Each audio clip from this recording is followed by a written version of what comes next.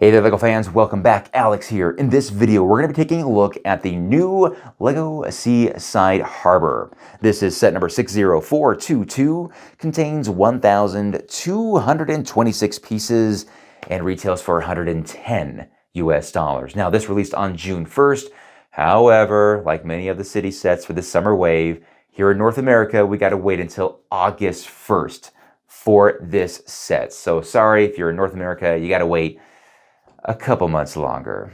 But let's take a look at this thing. I was actually really excited when I saw this set for the first time. I thought, oh, this is really cool. LEGO is coming out with some really diverse LEGO sets for our cities. And the harbor is a perfect addition to any modern day LEGO city. It actually reminded me a lot of my childhood sets, which would include the launch and load seaport from back in 1992. I love this set. I've got a couple of them, as well as the intercoastal seaport, that yellow one there in my city downstairs, and I absolutely love them. And for these past 3 decades, they have been a very major part of my LEGO city, and now this is coming out, and maybe it can be a very awesome part of your LEGO city.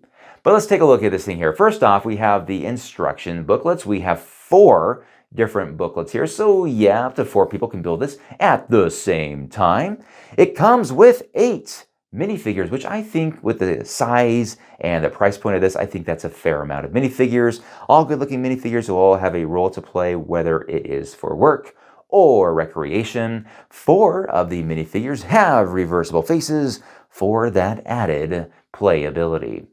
So let's go ahead now and take a look at the build. Now, first of all, when I first saw this thing, I saw this massive red crane. I immediately thought of the launch and load seaport. So yes, I am going to make some comparisons to it. And yes, I do have my little cargo ship here from that same set to compare it with the cargo ship. And the cargo ship here, I think, is the main attraction of this set. Yeah, the crane is cool, but the boat is actually pretty neat. It's actually a pretty good sized boat. Some pretty decent features in this thing here. The top of the bridge opens up here to see inside. I think that's just more for visibility because it's got a pretty good open back area where you can kind of just reach in and grab your minifigure if you really need to. The whole thing does come up and reveals the engine underneath, so we can kind of maintain that. And at the bow here, there's another hatch that opens up. There's some stairs that go down, and I'm not sure if it's supposed to be a commode or some storage area or a place to hide out. I'm not really sure, but it's there. And then in the middle here, we have these 2 very large cargo containers. These are 6 by 10. And given the cargo that's inside of them, which is these little watercraft boat thingies, they're really big. I don't know. They seem very oversized for the cargo they're carrying. And I get that it makes it easier to get the cargo inside and out. And this is where I'm going to make my first comparison to the launch and load seaports cargo ship. Because first of all, let me just say, this thing is old, all right? And when I was a kid, I played with my LEGO sets. And this thing is very played with. And I mean, the stickers are holding on for dear life. It's a bit discolored. It's a little dirty. Maybe a piece or 2 is missing. But darn it, this thing made my childhood, or was a very, very big part of it. But as you can see here, it's got 4 cargo containers on it. And it kind of, even though it's relatively the same size of the boat, in fact, this newer one is probably bigger than the one from the launch and load seaport, but it looks bigger because these are smaller, and it has 4 of them on the surface of the boat.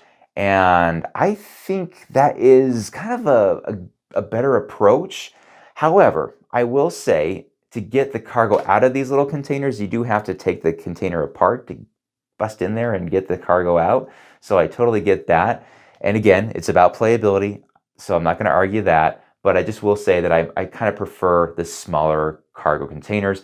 And also, this ship, given the smaller cargo containers on the surface here, you have some space underneath. And you can open up these doors here, and that reveals more space underneath that you can put whatever in. Granted, I will admit, getting stuff back out of that can be a little difficult. As far as loading and unloading, that is a very big difference now because this newer one has a very simple contraption here. So this thing slides along these grooves, very slick, right? No problem. And it's got this chain that has the hook at the end, and we operate that just by this gear that we just spin with our fingers here, up and down, and that's about it.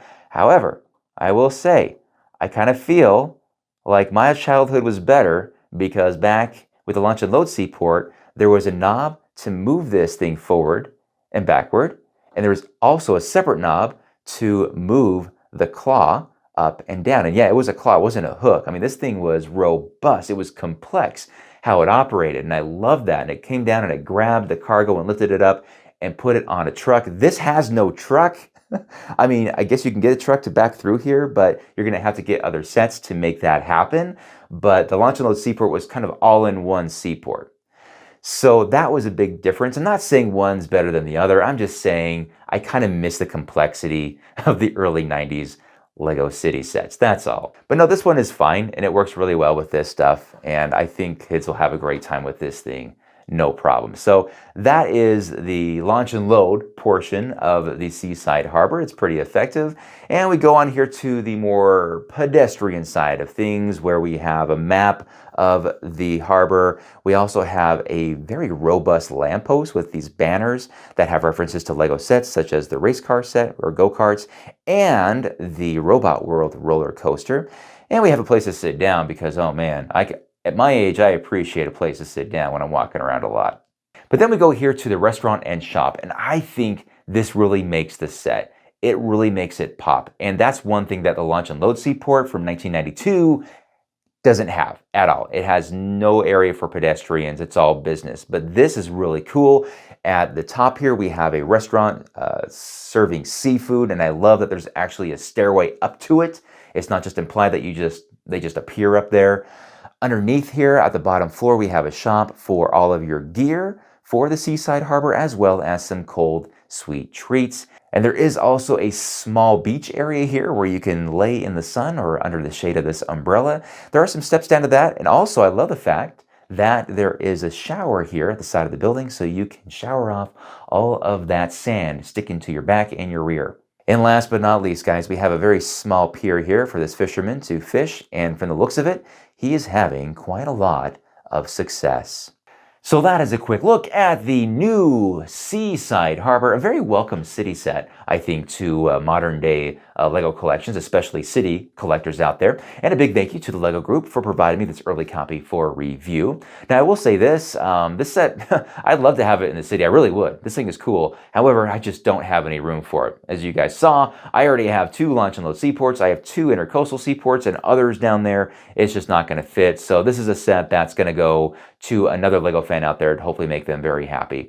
But I do want to know what you guys think about this, as well as kind of like the new city line. Are they going in the right direction here? So please let me know in the comment section below what you guys think. And I will also say, as far as recommendations go, I think at a price point of $110, I think it's fair. I really wish it was $100, but at $110, given what you get here and the minifigs and this cool boat, I think it's about there. So I'll say that for what it's worth, guys. All right. Whew. Okay, thanks for watching, guys. Appreciate it. We'll see you in the next one.